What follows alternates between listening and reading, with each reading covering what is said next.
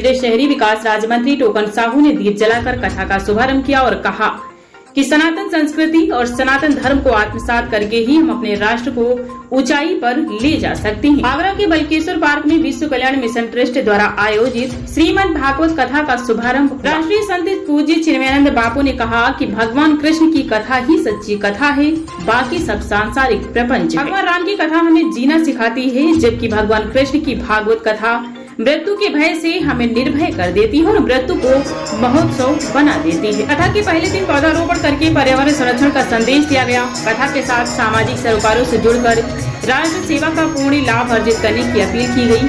अगर आप कथा श्रवण का 5 गुना पूर्ण लाभ लेना चाहते हैं तो अपने साथ 5 लोगों को कथा श्रवण के लिए प्रतिदिन लेकर आएं। कथा में आपको बता दें, केंद्रीय शहरी विकास राज्य मंत्री टोकन साहू, मुख्य संरक्षक व मार्गदर्शक डॉक्टर विजय किशोर बंसल, मैनेजिंग ट्रस्टी समाज सेवी पार्षद मुरारी लाल गोयल, पेंट वालों ट्रस्टी श्रीमती सुमन गोयल, आरती में मुख्य यजमान सुगंधी परिवार श्रीमती विनीता सुगंधी, गोविंद सुगंधी, अमित सुगंधी, हिमांशु सुगंधी, आशीष सुगंधी शामिल हुए। कथा का समय दोपहर 3 बजे से शाम 7 बजे तक है।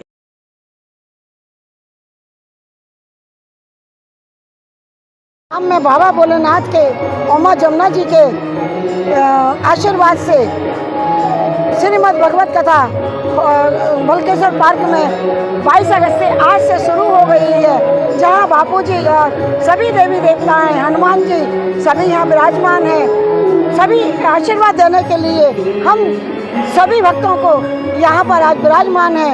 और आज का बापूजी ने जो प्रसंग सुनाया है वो है, सबसे पहले भागवत का जो महात्म सुनाया जाता है उसके विषय में बताया कि भागवत का क्या उल्लेख है और क्या उससे हमारे जीवन में बदलाव आता है और क्या हमारे जीवन में उससे हमें क्या लाभ होता है और हमारे परिवार को उससे क्या मुक्ति मिलती है और हमारे जीवन में जो कैसे हमारा जीवन उद्धार में बदल जाता है और गुरु की शरण पा करके हमारा जो जीवन धन्य हो जाता है।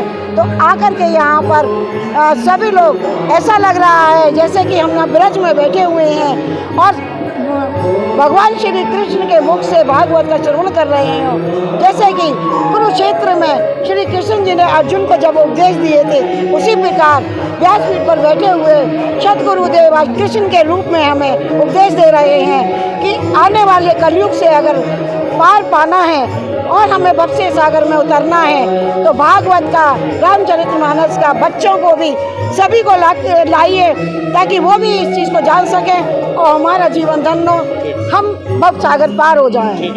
पावन धरा पर यमुना के तट पर भोले बाबा के आशीर्वाद से, श्रीमती राधा रानी और कान्हा जी के आशीर्वाद से पूज्य सद्गुरुदेव संत श्री चिन्मयानंद बापू जी आज यहाँ पधारे हैं और उनके मुखार बिंद से श्रीमद् भगवत गीता का अमृत रसपान हम सब भक्तगण यहाँ कर रहे हैं। आप सबसे विशेष अनुरोध है ज़्यादा से ज़्यादा संख्या में यहाँ भक्तगण आएँ और इस अमृत रस का रसपान करें।